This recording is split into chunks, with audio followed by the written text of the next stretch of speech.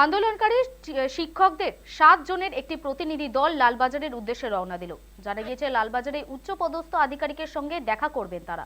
আগামী 7 তারিখ পর্যন্ত ধর্নার অনুমতি চাইবেন, তবে অনুমতি না মিললে ফের ধর্নায় বসবেন তারা, এমনটাই খবর।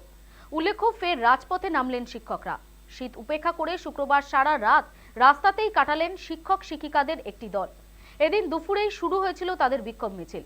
রাতে রানী রাসমণি রোডে অবস্থানে বসতে চান তারা, কিন্তু পুলিশ তাদের হটিয়ে দেয়। এরপর রানী রাসমণি রোডে ওয়াই চ্যানেলে বিক্ষোভে বসেন তারা। চাকরি প্রার্থীদের আন্দোলন চলেছে দীর্ঘদিন ধরে, তবে এবার যারা পথে নেমেছেন তারা চাকরিরত। মূলত এসএলএসটি নবম, দশম ও একাদশ দ্বাদশের শিক্ষক শিক্ষিকারা এই আন্দোলনে নেমেছেন। তাদের দাবি, যোগ্য হওয়া সত্ত্বেও তাদের সঙ্গে অযোগ্যদের মতোই ব্যবহার করা হচ্ছে, আর এর কারণে বিক্ষোভ দেখাচ্ছেন তারা। যোগ্য যারা, তাদের প্যানেল যাতে বাতিল না হয়। যাদের বিরুদ্ধে কোনো অভিযোগ নেই সেই যোগ্যদের জন্য কেন একই শাস্তি, তা নিয়ে প্রশ্ন তুলছেন ওই শিক্ষক শিক্ষিকারা।